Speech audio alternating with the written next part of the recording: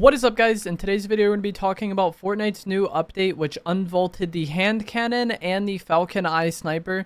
As always, if you guys do enjoy this video, find it helpful, informative, or interesting, remember to give it a like, subscribe if you like to see more, comment down below what you think of these additions to the loot pool, and if you guys would like to use my code in the item shop when getting anything, is EvolveJake, and it is underneath the webcam at all times. So both of these weapons are heavy ammo using like hard-hitting weapons.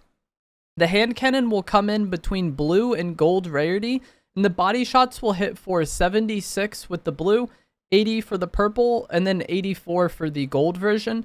And then the headshot damage is going to be 152 for the blue, 160 for the purple, and 168 for the gold. So the fire rate is quite slow, and you typically will need to get first shot accuracy to hit any shots at any sort of like decent range.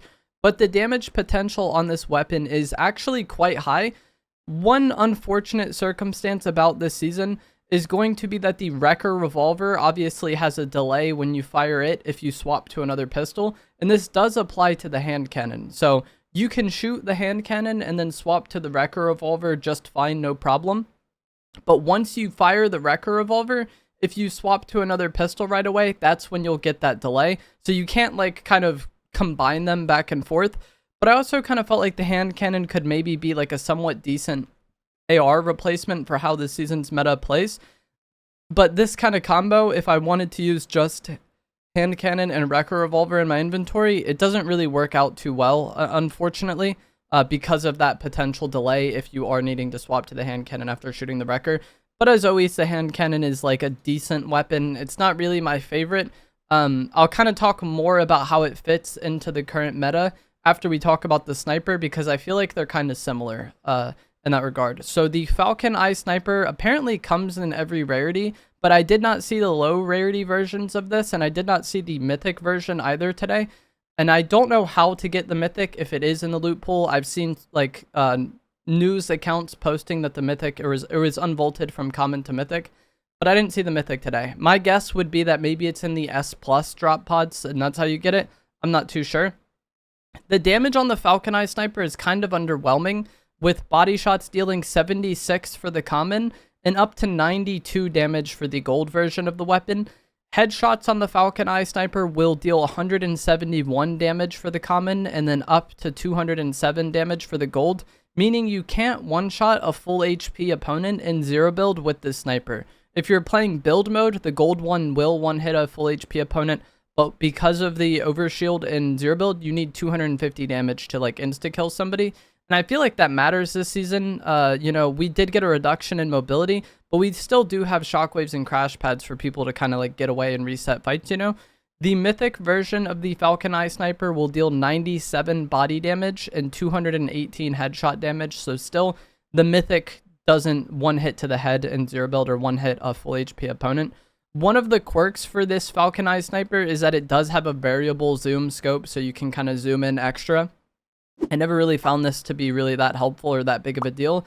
And overall, the Falcon Eye sniper was a very underwhelming, like forgettable weapon when it was last in the game in Chapter 6 Season 2. A lot of players that I saw today were very surprised they brought this back. Because of all the snipers in Fortnite, this one is, as I said, it's just the most underwhelming and most forgettable.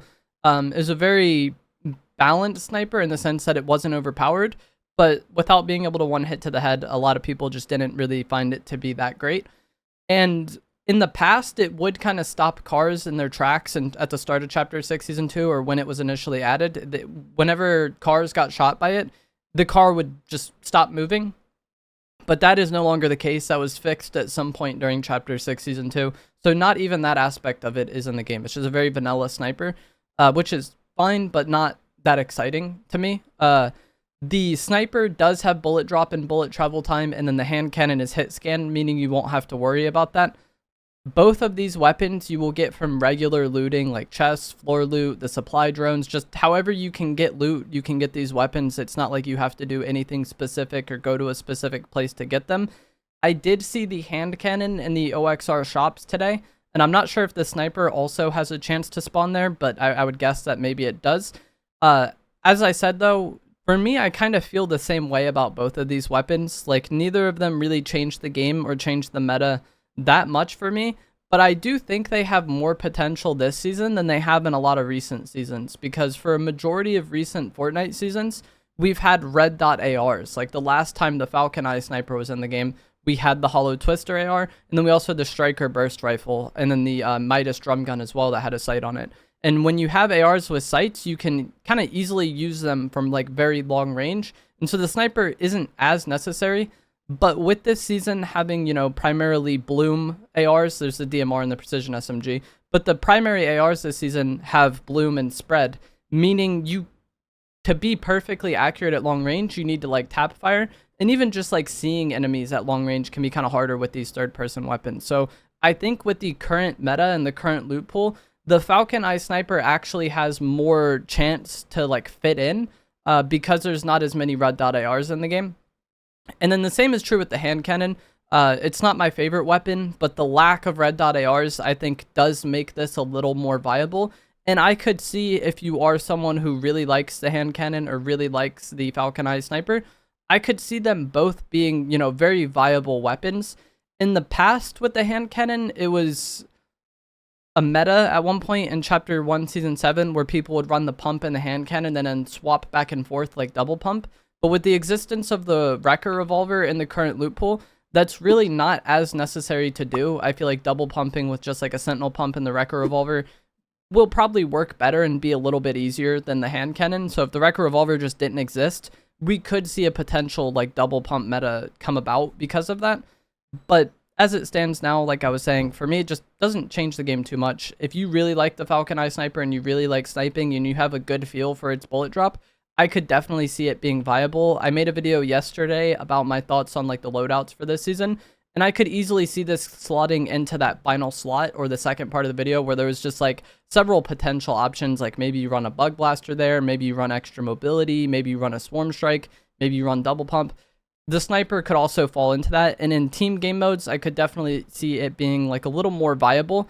But for a lot of times playing today using the Falcon Eye sniper or the hand cannon, I just felt like the ARs were probably going to do just as much damage in a lot of cases and just be easier to use and more reliable. Because if you're using something like the hand cannon or the sniper, they take a little bit longer to use sometimes. Like you need to play a little bit slower with them because like it's one shot.